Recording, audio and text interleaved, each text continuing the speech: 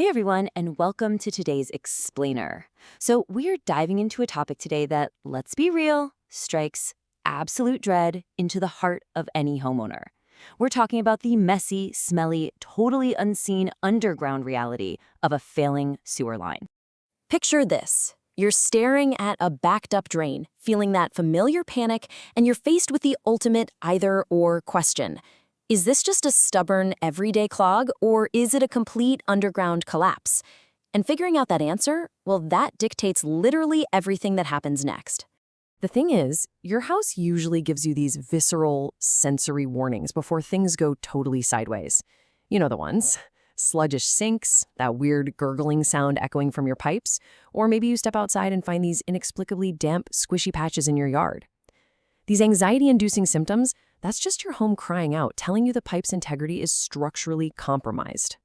Section 1, the cracked sewer line. It's bad, but functional.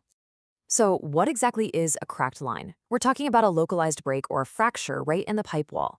When professionals scope this out with a camera, they usually spot hairline fractures or displaced joints. And honestly, this is often just caused by sheer force from the natural settling of the soil around your home over the years.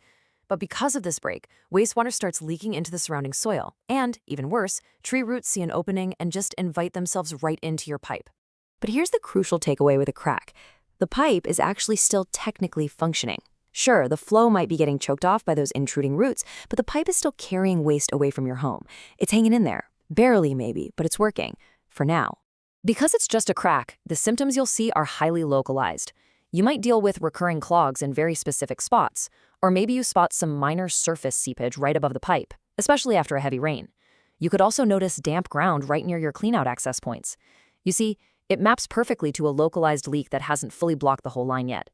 Which brings us to Section 2, the collapsed sewer line, a complete, total failure. Now, this nightmare scenario is exactly what it sounds like. Extreme soil pressure, advanced corrosion, or just massive, unstoppable root intrusion has literally crushed the pipe. The mechanical structure of the line is entirely gone. Sometimes, the deformation is actually so severe that when they send inspection cameras down there, they just hit a brick wall, a dead end. The camera can't even pass through. And unlike a crack where water manages to keep moving, a collapse creates a stark, dramatic bottleneck.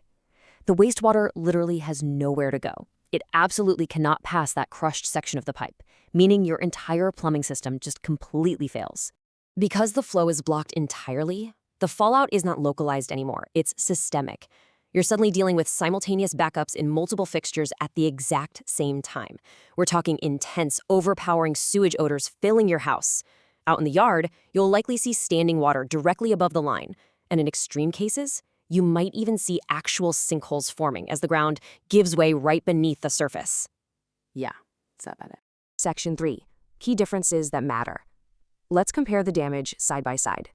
Looking at these conditions side by side really clarifies the stakes here. A cracked line, while frustrating, still retains usable flow.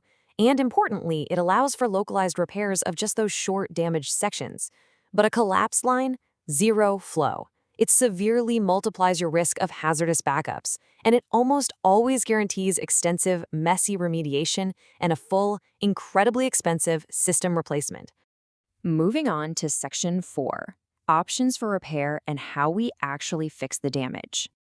If you're dealing with a cracked line, trenchless technology is an absolute game changer. Contractors can use cured-in-place pipelining to actually structurally restore the segment from the inside out, completely avoiding destroying your lawn. It's brilliant.